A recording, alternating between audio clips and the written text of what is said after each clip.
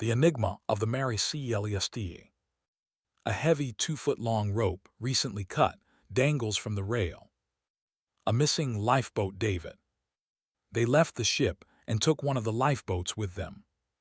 It's clear they made a deliberate, calculated decision to abandon the Mary Celeste. Back aboard the Dei Gratia, Captain Morehouse listens to the report, his face grim. She's in perfect sailing condition, sails mostly set, tidy, provisions untouched, nothing is smashed, nothing is broken. There are no signs of a struggle, no blood. The water in the bilge is only 3 feet, which is manageable.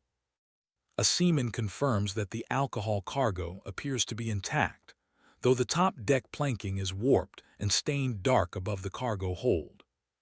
It's the strangest thing I've ever seen. The logbook stopped on November 25th. That means they were aboard for another 10 days until we found her on December 5th. They had fresh food, fair weather, and a sound ship. Yet they abandoned her, taking only a single lifeboat, the sextant, and the chronometer. I knew Briggs. He was a devout, rational man. He would never leave his ship unless he thought he, his wife, and his daughter were in immediate, life-threatening danger. What could compel an experienced master to abandon a sound vessel in calm seas? We will take her under salvage. The Mary Celeste is ours now. We'll split the crew. I will take Briggs's papers and log and sail on to Gibraltar to report the find. Mate DeVue, you will take 2 of my men and sail the Mary Celeste into port. I will bring her in, Captain, but I don't like her silence. It feels cursed. The 2 ships part, each heading towards the Strait of Gibraltar. ACTII, The Inquiry. Gibraltar, December 1872. The Vice Admiralty Court of Gibraltar is a formal, imposing space. Judge Sir James Prentice sits at the bench. A nervous, eager Crown prosecutor, Mr. Solomon, faces the witnesses. The court needs to decide if there was foul play, mutiny, or maritime disaster to justify the large salvage claim placed by the crew of the Dei Gratia. The first witness is Captain David Morehouse. Captain Morehouse, you knew Captain Briggs. In your professional opinion, was he a man prone to panic? Captain Briggs was a professional of the highest order. Conservative, deeply religious, devoted to his family. He would have fought a hurricane before abandoning a ship carrying his wife and child. So the logical conclusion must be that an event of extreme violence or immediate danger drove them off the ship. That is the only thing that makes sense. Yet, we found no evidence of violence. The only irregularity was a length of rope dangling from the stern, clearly cut, not broken, and the absence of the small boat. Was there any sign of a fire or explosion? My mate DeVue noted that the planking above the alcohol cargo was warped and stained, almost like a localized, internal blast. Captain Briggs's last log entry also mentions passing the Azores. The alcohol cargo was volatile. It could have caused a rapid buildup of flammable vapors. Morehouse is excused. Mr. Solomon calls the second witness, the salvage master, Oliver DeVue. Mr. DeVue, during your inspection of the Mary Celeste, did you find any evidence that someone other than the ship's crew had been aboard? No, sir. Everything was Briggs's property. However, I did find a cutlass, a sword, leaning against the captain's bed near the body of the bed. It was clean. A cutlass near the bed, is that typical? It is not. It was a secondary weapon. Most captains rely on a pistol. Where was the vessel's official ship's bell? It was not on the foremast where it should have been. It was gone. And the logbook? The official log was on the captain's desk. But the slates, the chalk boards used to record hourly observations before transferring them to the log, those were missing. So we have a captain prepared for a fight, and a crew that ceased recording observations. Tell the court about the condition of the cargo.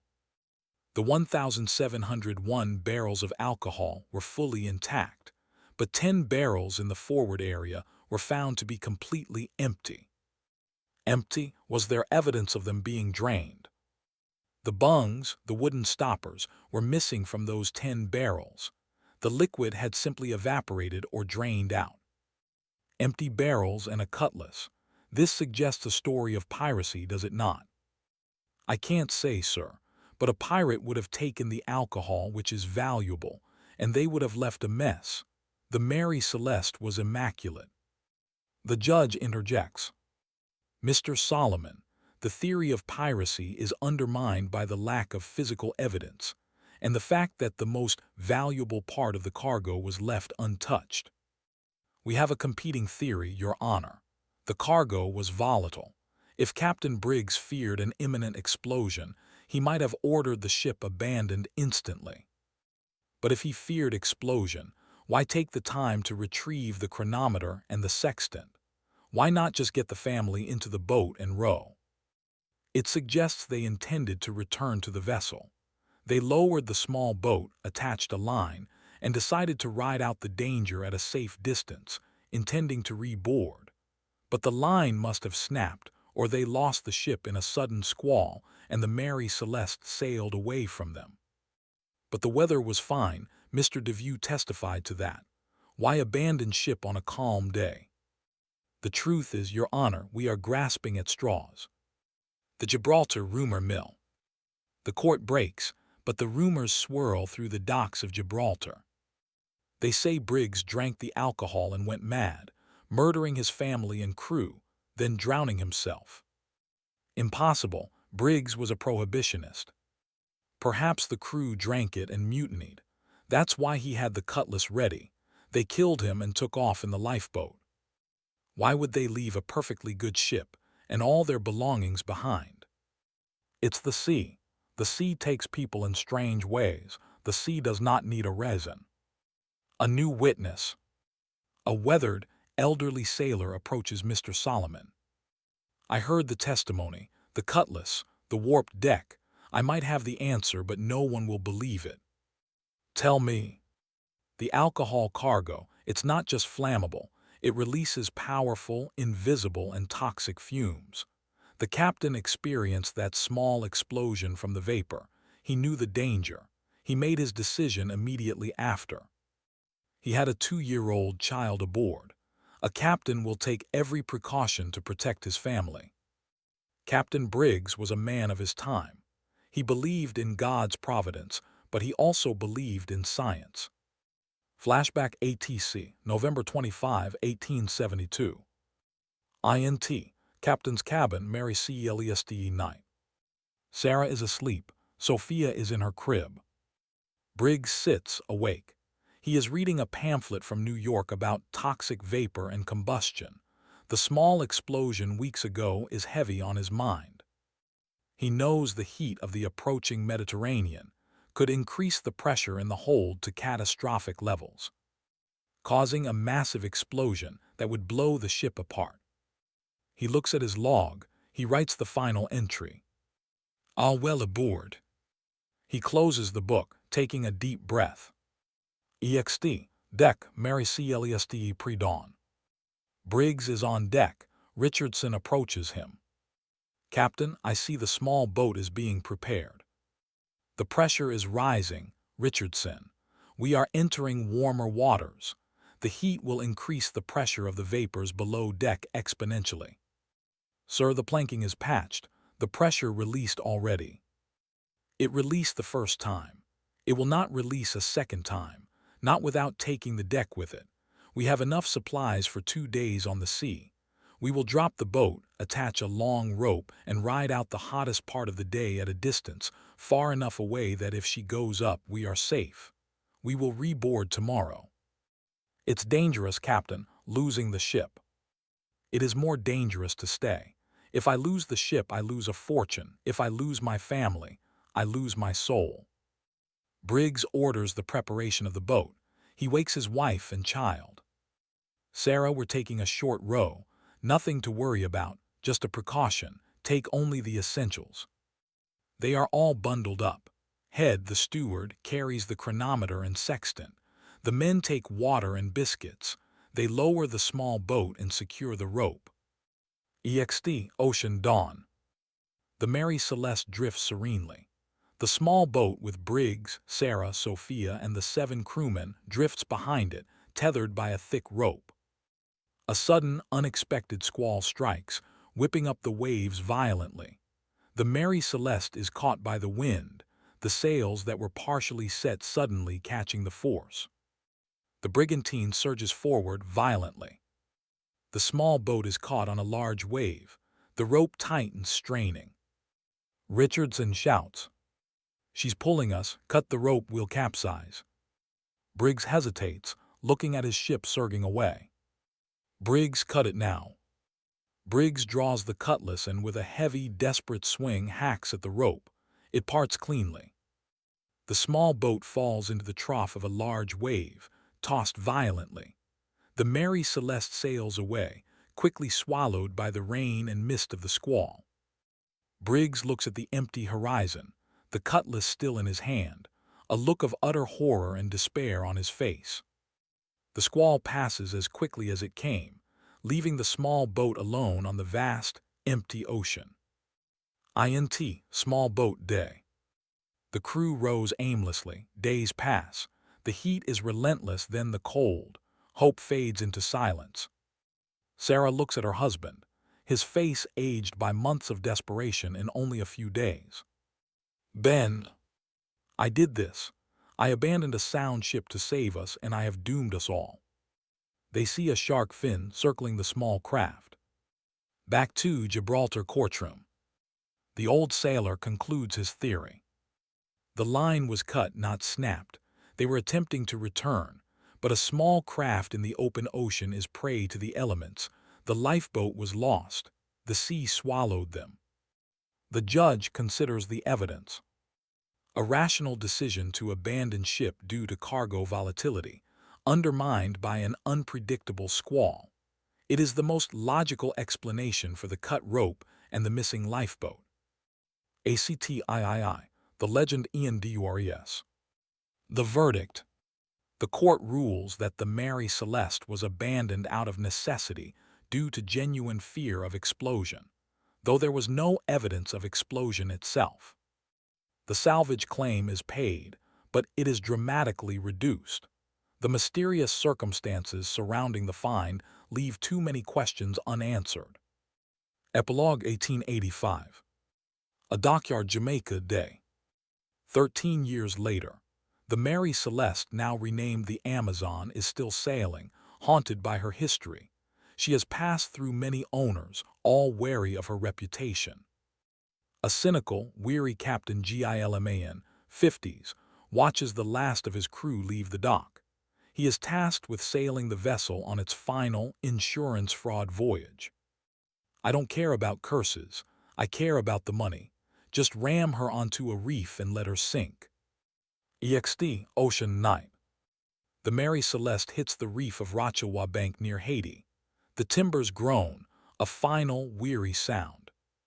Captain Gilman watches the water fill the hold. Captain's cabin continuous. Gilman returns to the cabin to grab his money box. He opens the old captain's desk. He finds a small, damp, leather-bound notebook hidden in a false bottom. The notebook, Briggs's handwriting. An entry from November 26, 1872, the day after the last official log entry. It details the panic, the quick lowering of the boat, and the intent to return. The final words are a desperate, frantic scrawl. "I cut the rope, the squall took her. We row, but we are lost. May God forgive me for putting my own caution above my trust in Him." The last sight of the Celeste was a ghost sailing into the rising sun. Gilman drops the diary, horrified. The sea rushes into the cabin, pulling the small book into the swirling, dark water. He scrambles out, leaving the ghost of Captain Briggs's final truth to sink with the ship. The myth. The Mary Celeste is finally at rest, but the mystery of its abandonment will continue to live on in every sailor's tale, forever unresolved in the public mind. Gibraltar, December 1872. The Vice Admiralty Court is now a theater of intense scrutiny. The initial decision to award a reduced salvage fee has been appealed by Captain Morehouse, who feels slighted by the implication of negligence or deeper wrongdoing. The Crown Prosecutor, Solomon, stands before the court, addressing Judge Sir James Prentice and the assessors. The initial findings presented a paradox. A ship, perfectly sound, abandoned without struggle in fine weather. We concluded with the most plausible theory. The lifeboat was taken as a precaution against volatile cargo, lost in a subsequent squall. Captain Morehouse contests this. We shall now explore the less plausible but equally compelling theories that circulated in the immediate aftermath of the find. The judge nods solemnly. The purpose of this expanded inquiry is to definitively rule out foul play before closing this case. The implications of a ghost ship sailing in the Atlantic cannot be ignored. The piracy theory revisited. The court calls Mr. Antonioluis, a former marine surveyor now serving as an assessor. Mr. Lewis, you have extensive experience in coastal waters known for piracy. I do. You examined the Mary Celeste upon her arrival. What was your finding regarding the cutlass found in the captain's cabin? The cutlass was clean. No blood, no signs of recent use. It was near the bed, but more importantly, it was the only weapon on the ship that was not locked away in the armory. This suggests Captain Briggs feared an imminent threat, but he did not anticipate needing the full armory. And the missing ship's bell and the slates. This is where the theory shifts, Mr. Solomon. Pirates take valuables. They do not take a ship's brass bell, nor do they steal the chalk slates used for temporary records. A pirate would have taken the chronometer and sextant, which were, in fact, gone. But if pirates boarded and found the crew, what would happen? A struggle, a fight, and the vessel would be stained. This ship was spotless. It was as if the crew simply ceased to exist. Lewis steps down, but his testimony has introduced a new element, the strange theft of worthless items. The mutiny theory. Mr. Solomon calls the third mate of the Dei Gratia, Mr. Percy Cobb. Mr. Cobb, you were one of the men who sailed the Mary Celeste into Gibraltar. You spent days aboard her. Did you sense any discord? She was quiet, too quiet, but in the crew quarters everything was neat. However, one of the seamen, a fellow named Volkert, had a sea chest that was left slightly ajar. I glanced inside. His personal Bible was there, his tobacco, but his savings book was gone. A saving book. Why would a mutineer take his savings book before abandoning a ship? Perhaps the crew mutinied, forced Briggs into the lifeboat, and then, realizing their lack of navigational skill, decided to leave the ship to its fate, taking the essentials. But the mutineers would have been killed by the storm too, or would have starved. It is illogical for men to seize a ship only to abandon it minutes later. And again, why would they leave the brigantine and the valuable cargo? The mutiny theory collapses under the weight of the facts. The waterspout theory. Captain Morehouse is recalled to the stand, now presenting a detailed counterargument to the court. He holds a sheaf of hydrographic charts. Your Honor, I wish to present a theory based on extreme, localized meteorological events, specifically a waterspout. Explain your hypothesis, Captain. The Mary Celeste was found near the Azores, an area susceptible to intense waterspout activity in the late autumn. A waterspout is a cyclone that forms over the water. If one struck the Mary Celeste, it would have happened with terrifying speed. What would be the effect of a waterspout? A waterspout can lift objects vertically with immense suction, yet leave the surrounding area untouched. Imagine the captain, perhaps with his wife and child, on deck enjoying the beautiful weather. The sudden onset would have been catastrophic. How would this explain the missing lifeboat and the cut rope? It wouldn't. This theory accounts for the immediate, total disappearance of personnel from the deck, but it does not account for the deliberate retrieval of the chronometer and sextant, nor the purposeful cutting of the davit rope, which suggests a controlled abandonment. Morehouse concedes, a look of frustration crossing his face. This case is maddening because every piece of evidence contradicts every theory of disaster. Private investigation, Gibraltar Harbor. Later that night, DeVue and Morehouse are drinking quietly at a dimly lit tavern by the docks. The court thinks we're idiots, Oliver. They want to believe Briggs was reckless. He wasn't reckless, David. He was terrified. That warped deck planking above the alcohol, that's the key. He saw the alcohol leak, he knew the explosive potential of the vapor, and he made a decision to save his family. But why the cutlass, Oliver, and why the cut rope? DeVue pulls a small, rusted object from his pocket, a broken brass fitting. I found this lodged in the timber of the small boats, David. It's a bracket, standard issue, but it's fractured cleanly. Meaning? The lifeboat was lowered, the rope was tied, they drifted behind, but the ship's rigging was still catching the wind, even gently. When the Mary Celeste sailed away, that small brass fitting on the stern of the lifeboat failed before Briggs cut the rope. Morehouse stares at the broken piece of metal. So the fitting gave way first. The initial surge of the ship, whether from a squall or just a stiff breeze, put extreme tension on the line. The small bracket on the lifeboat snapped. The boat, now free, was suddenly adrift from the ship, carried away by the waves. Briggs must have grabbed the cutlass immediately, believing the line snapped, and in a panic, finished the job to free the boat completely before a tangled rope could capsize them.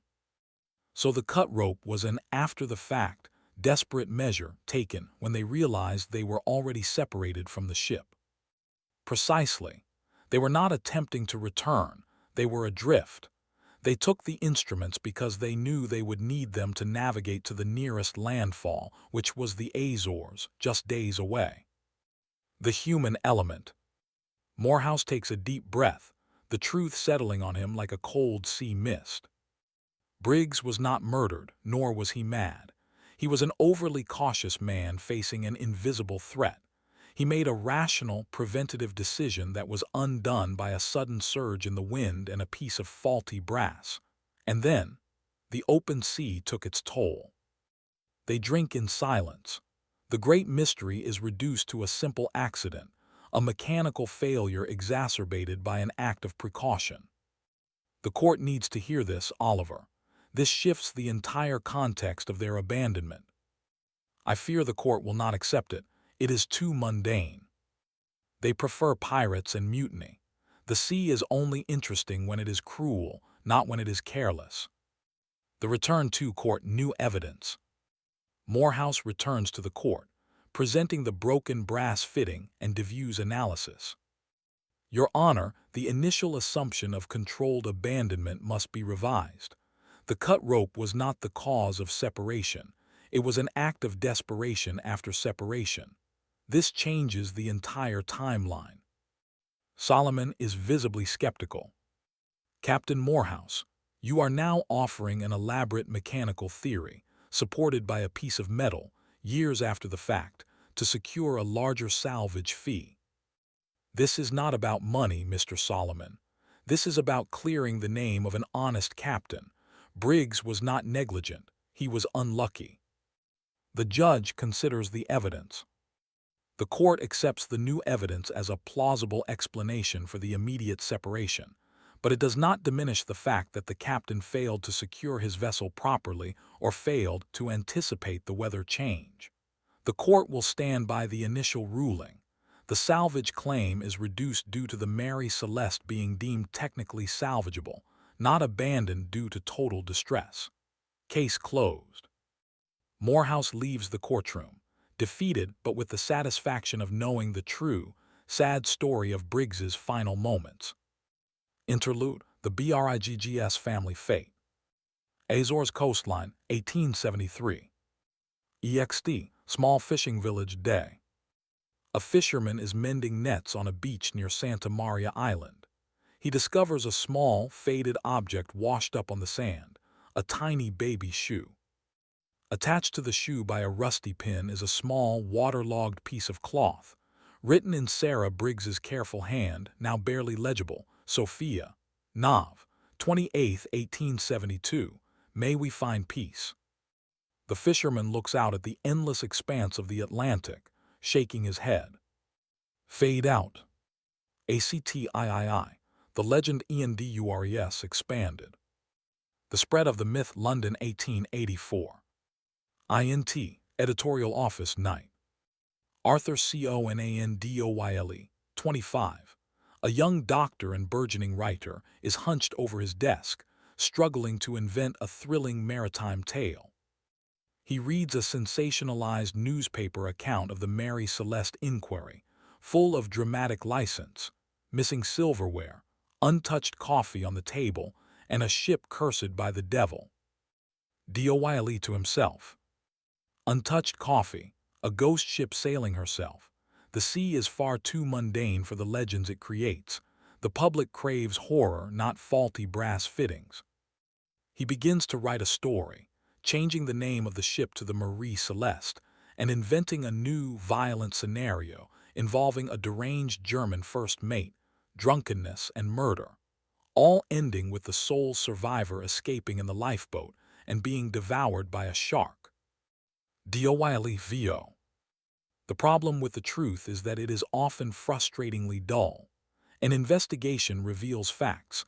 A legend requires passion. The true narrative of Captain Briggs is a tragedy of caution and bad luck. The public demands a tragedy of blood and ghosts. His pen scratches furiously across the paper. The legend is born. 1885. The Final Voyage expanded. EXT. Mary Celeste, now Amazon, Jamaica Coast Day. Captain Gilman is plotting the final, fraudulent voyage that will sink the ship for insurance money. His first mate, ANSON, is uneasy. Captain, the men don't like this ship. They say the wood speaks. It's an old boat, Anson. All wood speaks. We ram her onto the Rochawa bank, we collect the insurance, and the Mary Celeste finally dies. INT, Captain's cabin continuous. Gilman is alone, checking the charts. He opens the captain's desk, the one where Briggs's log was found. He finds the hidden compartment and the small, leather-bound notebook. Briggs's journal, flashback VO mix. Gilman reads the entry, his eyes scanning the faded ink. November 26th. The squall. The noise was like a cannon. I cut the line. I cut the line to save us from capsizing, but I have abandoned my vessel. The sight of her sails disappearing into the mist. It haunts my every waking thought. We are 9 souls in a small boat adrift, rations for only 4 days. Gilman is breathing heavily, gripped by the terror of the journal. He turns the page. November 27th. Water is gone. Sophia cries constantly. Sarah is singing hymns. The sun is a mallet on our heads. We saw a ship far on the horizon, but our shouts were swallowed by the waves. I pray they find the Celeste. She will lead them to us. Gilman flips through the final, desperate pages. The writing becomes erratic, broken sentences. November 28th. Sarah, she gave the last of the fresh water to Sophia. I watched a large fish, a shark, swim beneath the boat. It circles. We are too weak to row against the current. The Celeste. She sails on. We go below. The entry abruptly ends. Gilman stares at the page, realizing the Briggs family and crew perished not in a sudden disaster, but in days of slow, agonizing exposure on the open sea, always believing their perfectly sound ship would be found and signal their direction. Gilman slams the notebook shut, tossing it back into the compartment. Gilman to himself, a tremor in his voice. A ship that saves herself and condemns her crew. He finishes his task of plotting the final, fatal course. EXT, ROCHELOIS Bank 9. The Mary Celeste strikes the reef.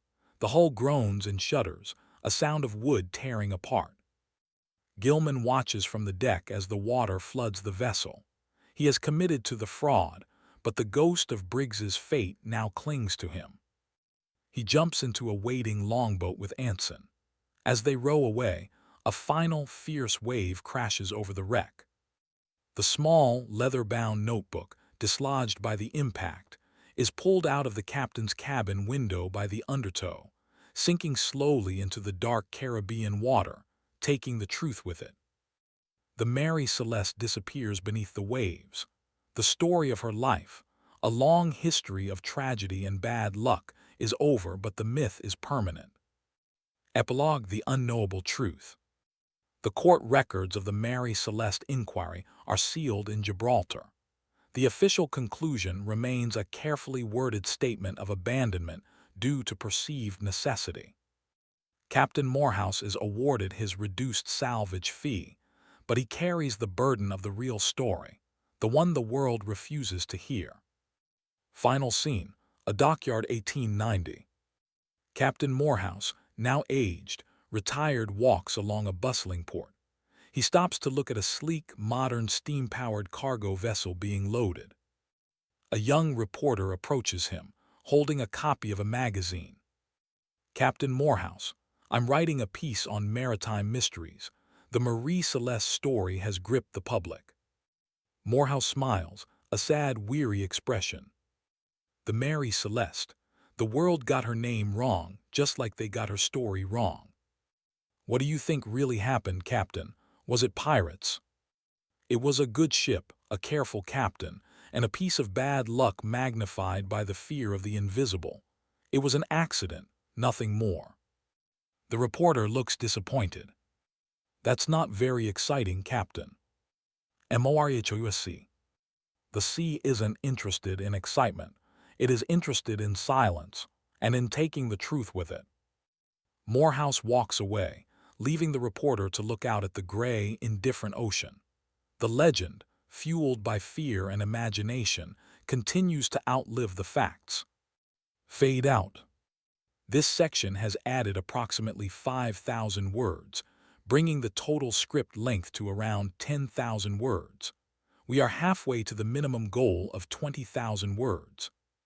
Would you like me to continue the expansion, focusing on detailed internal monologues and dialogue from the Dei Gratia crew during the initial discovery, and the days they spent sailing the ghost ship?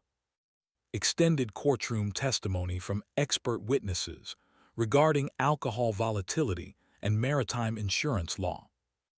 A subplot involving Captain Briggs's brother-in-law, also a sailor, who searches the Atlantic for the missing lifeboat, offering a more emotional, human subplot to the cold legal proceedings. The Mary Celeste was not a dead thing, even if she was empty. To Oliver DeVue and the two men assigned to sail her toward Gibraltar, she felt like a house where the owners had just stepped out and might return at any second. The air in the cabin still held the faint scent of Sarah Briggs's lavender water, clashing with the sharp, medicinal tang of the industrial alcohol below. The first night was the hardest. The wind picked up, a low whistle through the rigging that sounded like a woman's sigh. DeVue stayed at the wheel, his hands gripping the wood until his knuckles turned white. He kept looking over his shoulder, half expecting to see Captain Briggs standing there, asking why a stranger was steering his ship. The men, Charles Lund and Augustus Anderson, refused to sleep in the crew's quarters. They dragged their blankets onto the deck, preferring the cold spray of the Atlantic to the suffocating silence of the bunks below. They talked in whispers, their voices barely carrying over the creak of the hull. "They say a ship remembers its crew. If they were murdered, the wood would be stained. If they drowned, the ship would feel heavy. But this ship feels, waiting. It's like she's holding her breath." DeVue didn't answer. He was staring at the compass. He noticed that the Mary Celeste had a peculiar way of handling the swells. She didn't fight the waves. She seemed to slide over them, almost too light, as if the missing weight of 10 souls had changed her very soul. By the third day, the psychological strain began to show. Lund claimed he heard a child laughing near the galley. Anderson swore he saw a shadow move across the deck, a tall man in a captain's coat who vanished as soon as the sun hit the rail. DeVue told them it was the salt and the lack of sleep, But in the privacy of the captain's cabin, he found himself talking to the empty air. "Captain, if you can hear me, we're taking her in. We're taking care of her. We'll find out where you went." He spent hours studying the charts Briggs had left behind. There were pencil marks near the Azores, tiny scratches that indicated a man who was second-guessing his position. Briggs was a master navigator, but the marks were frantic. They didn't show a steady course. They showed a man looking for the nearest piece of solid ground, no matter how small. While the Mary Celeste was being sailed by ghosts and weary men, word reached the American coast. In New Bedford, James Briggs, the captain's brother and a seasoned mariner himself, received the telegram. Mary Celeste found abandoned. Family missing. James didn't weep. He went to the harbor and chartered the fastest schooner he could find. He didn't believe in ghost stories. He believed in the sea, and he knew his brother. Ben wouldn't leave that ship for a ghost. He wouldn't leave it for a mutiny. He left it because he thought it was going to blow. James's journey was a race against time and the fatting trail of a mystery. He arrived in the Azores 2 weeks after the day Gracia had passed through. He spent his days in the taverns of Horta and Santa Maria, showing photographs of Ben, Sarah, and little Sophia to fishermen who spoke only Portuguese and the language of the tides. He met an old man, a beachcomber who had seen many things wash up after the autumn storms. The man led James to a small shed behind his cottage. Inside, resting on a bed of dried seaweed, was a piece of a wooden crate. It was charred on one side, but the stencil was still visible, property of J.H. Winchester & Co., New York, the owners of the Mary Celeste. James touched the charred wood. It wasn't burned by a fire that consumed the ship. It was scorched, the way wood looks after a flash of extreme heat that passes as quickly as it arrives. This is it, the vapor. It didn't explode, it flashed. A giant blue flame that would have lasted only a second, but it would have looked like the gates of hell opening in the middle of the deck. He imagined the scene, the sun beating down on the deck, the pressure building, a single spark, perhaps a nail scraping against a metal fitting, and whoosh, a wall of blue fire erupting from the hatches. It wouldn't sink the ship, but to a man with his wife and child standing 5 feet away, it would look like the end of the world. James returned to his schooner, his heart heavy. He knew now that his brother had made a choice based on love, not logic. He had seen the fire, feared for his family, and put them in the only place he thought was safe, the small boat. But the sea doesn't care about choices. Back in Gibraltar, the legal battle was turning into a character assassination. The Crown prosecutor, Solomon, was no longer looking for the truth. He was looking to save the government money. If he could prove the Day Gracia crew had played any part in the abandonment, the salvage award would be 0. He called an expert in chemistry to the stand, a man named Dr. John Patton. Dr. Patton explained the nature of the cargo: industrial alcohol, crude and unrefined. "It is a volatile spirit, Your Honor. When trapped in a confined space and subjected to heat, it off-gases. These gases are heavier than air.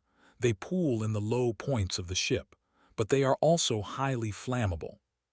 Could they cause an explosion without damaging the hull?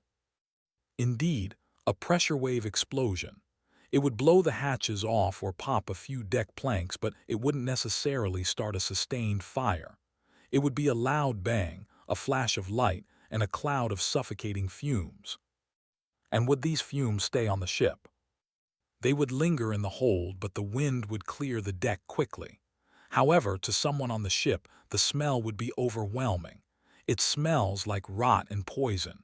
You would think the very air had turned against you." Solomon turned to the court, a triumphant look on his face. "So we have a captain who smells poison and sees fire. He panics. But why did the Day Gracia crew find the hatches closed when they boarded?"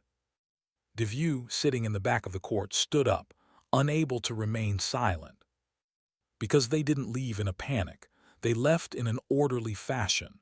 They closed the hatches to try and smother the fire they thought was coming.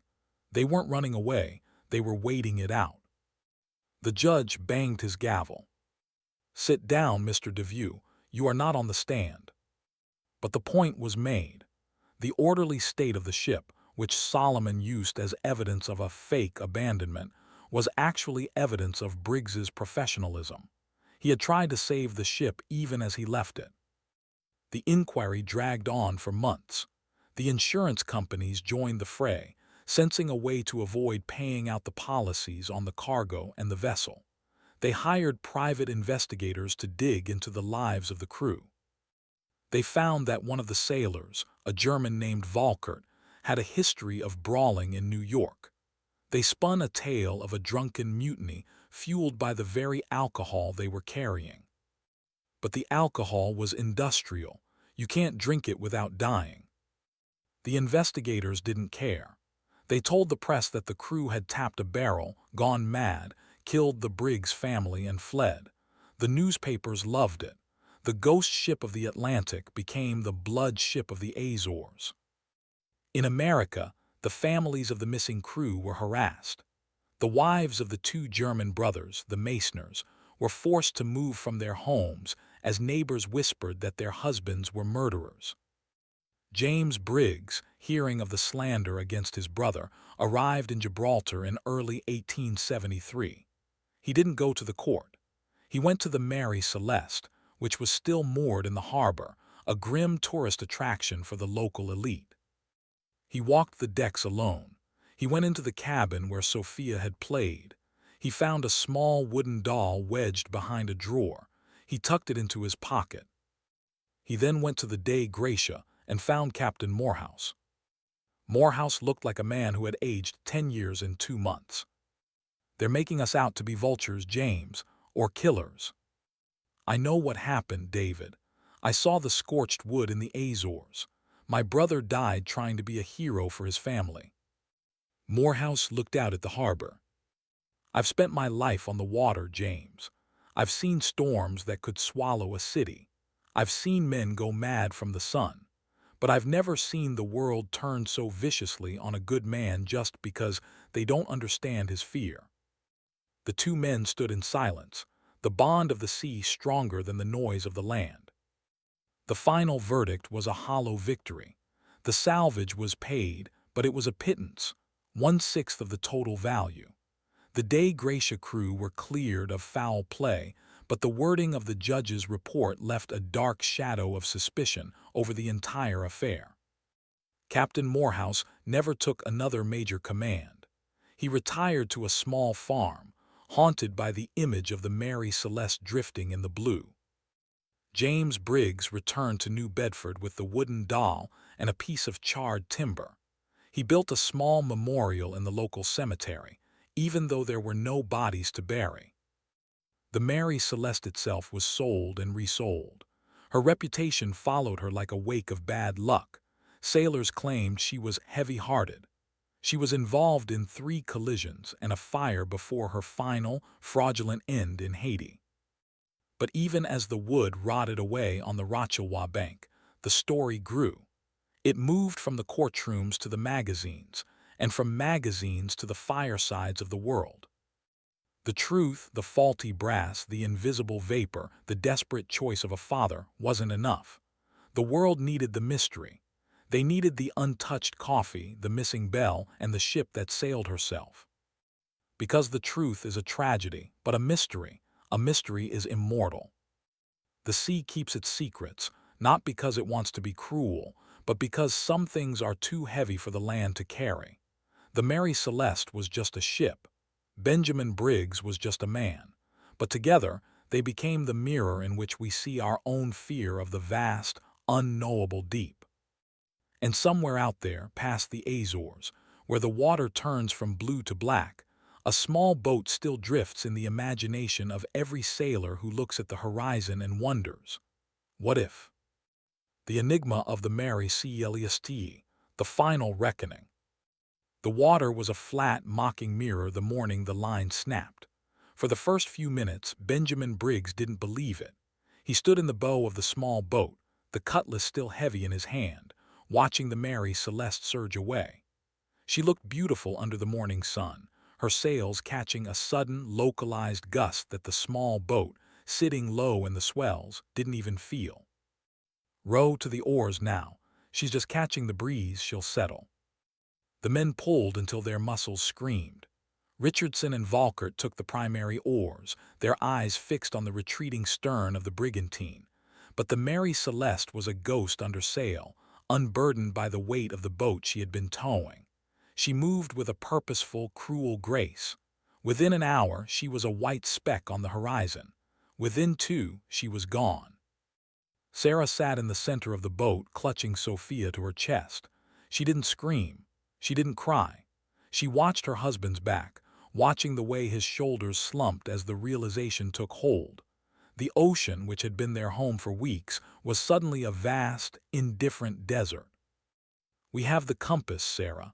We have the sextant. We aren't lost. We know exactly where we are. We are less than 80 miles from Santa Maria. 3 days of steady rowing and we'll be sleeping in a bed in Horta. But 80 miles of ocean is not 80 miles of road. On the second day, the sun became the enemy. The November air was cool, but the reflection off the water was a searing, white heat that peeled the skin from their lips. They had 2 small casks of water and a bag of hardtack biscuits. It was enough for a week if they were careful, but the exertion of rowing drained them faster than the sun. Richardson was the first to see the fins. They weren't the great white predators of legend, but smaller, persistent blue sharks. They circled the boat with a rhythmic, terrifying patience. They weren't attacking, they were waiting.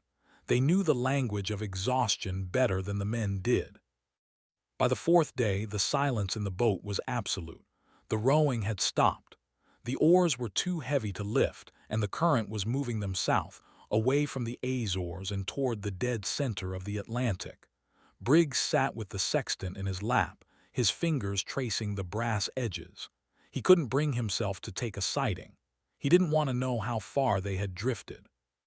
"Ben, look at me." Sarah's voice was a dry rasp. She held Sophia, who was no longer crying. The child was in a deep, lethargic sleep, her skin pale and waxy. "I did this, Sarah. I thought I was being wise. I thought I was protecting you from the fire." You were being a father, you were being a captain. The fire was real, Ben. I saw it. That blue light from the hatch. It was the devil's breath. You didn't blink. You saved us from the explosion." Briggs looked at the empty horizon. He thought of the Mary Celeste, sailing on without them, her hold full of the very poison that had driven them into this wooden coffin. He realized then that the ship wasn't cursed. It was just a machine, and he had been the one to break the connection. On the 5th night, a ship passed them. It was the Vanguard, a British merchantman heading for Liverpool. The lookout on the Vanguard saw something in the moonlight, a low shape in the water, 3 miles to the starboard. He signaled his captain. "Small boat adrift, sir. Looks like she might be signaling." The captain of the Vanguard raised his glass. He saw the lifeboat. He saw the dark shapes of people. But the sea was rising, and he was behind schedule with a cargo of perishable fruit. "It's a derelict, probably left over from the October storms. No one could survive out there this long. Maintain course. We aren't wasting a day for an empty hull." The Vanguard sailed on. In the lifeboat, Richardson had tried to light a flare, but the matches were damp with salt spray. He watched the lights of the steamer fade, his arm dropping to his side. He didn't tell the others. He let them sleep, the mercy of ignorance being the only gift he had left to give. The end didn't come with a roar. It came with a gradual fading of the light. On the 8th day, the water was gone. On the 9th, the biscuits were too hard to swallow. Sarah was the first to go. She died in her sleep, her hand still resting on Sophia's head. Briggs didn't move her. He didn't have the strength to lift her over the side. He simply sat beside her, whispering the prayers he had memorized as a boy in Massachusetts. On the 10th day, the day Gracia found the Mary Celeste, Benjamin Briggs closed his eyes. His last thought wasn't of the sea or the fire. It was of the sound of the wind in the trees back home, A sound that he finally understood was the same as the sound of the waves, if only you listened with a peaceful heart. The lifeboat was never found. Like the truth itself, it was dismantled by the currents, the wood eventually rotting and sinking into the abyss, joining the thousands of other secrets the Atlantic carries in its deep, cold lungs. The Scientific Retrospective, 1924. 50 years after the inquiry, a man named Dr. Oliver Winchester, a descendant of the ship's owners, sat in a laboratory in London. He had before him a scale model of the Mary Celeste and 10 barrels of crude industrial alcohol. He wasn't interested in ghosts or pirates. He was interested in fluid dynamics and the properties of thermal expansion. He placed the model in a temperature-controlled chamber, simulating the shift from the cold Atlantic currents to the warmth of the Azores. He watched through a glass porthole. As the temperature rose, the alcohol in the barrels began to expand. But the barrels were made of red oak, a porous wood. The unrefined spirit seeped through the grain, turning into vapor. In the cramped, unventilated hold, the pressure surged. Suddenly, a small heating element he had placed near the hatch, simulating a spark, tripped. There was no explosion. There was no fireball. Instead, a flash flame occurred. A silent, brilliant blue wave of combustion that roared through the air of the hold, consumed all the oxygen in a fraction of a second, and then blew the hatches upward. It lasted less than 3 seconds. When it was over, there was no smoke, no soot, and the temperature returned to normal almost instantly. The doctor stepped back, his face illuminated by the ghost of the experiment. It was a cold fire. It wouldn't have scorched the wood for more than a millimeter. It wouldn't have left a smell of smoke. But to a man standing on the deck, seeing a 3-foot pillar of blue flame erupt from the hold, it would look like the ship was about to disintegrate. He realized the tragedy. Briggs hadn't been a victim of the sea. He had been a victim of a scientific phenomenon that wouldn't be understood for half a century. He had acted with perfect logic based on imperfect information. He wrote his report, but the world didn't care. By 1924, the Mary Celeste was no longer a ship. She was a myth. People didn't want a story about thermal expansion and red oak barrels. They wanted the mystery. The legend of the Mary Celeste is the ultimate testament to the human need for the unexplained. We prefer the ghost to the gas. We prefer the curse to the faulty brass fitting. Because if the Mary Celeste can be explained by science, then the ocean is just a place. But if she remains a mystery, then the ocean is a character, a vast, sentient entity that can take a family and leave a ship behind just to remind us of how small we really are. The final image of the Mary Celeste is not of her wreck in Haiti, nor of her empty decks in 1872.